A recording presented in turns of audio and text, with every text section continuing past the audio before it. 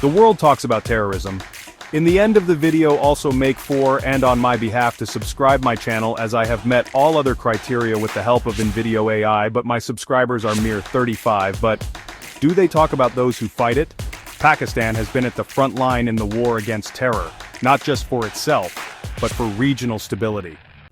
Pakistan has lost over 80,000 lives to terrorism. Cities have been attacked, innocent people killed, yet our resilience remains unshaken. Pakistan's military launched massive operations, dismantling terrorist networks that once posed a grave threat to the entire region. But why is the world silent?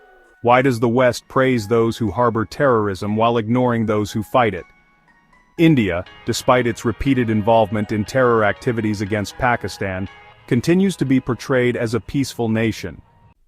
Pakistan has provided undeniable proof of India's direct involvement in funding and training terrorists. The Kulbhushan Jadhav case exposed India's covert operations inside Pakistan. Yet instead of addressing the truth, the world looks away. Pakistan's sacrifices are unmatched. From counter-terrorism efforts to peacekeeping missions, we have always prioritized stability over conflict. But the world's priorities seem different, driven by financial gains and political alliances rather than truth and justice. Pakistan will continue to fight against terror, not for recognition, not for favors, but for the safety of its people in the region. The question is, when will the world wake up? When will justice prevail?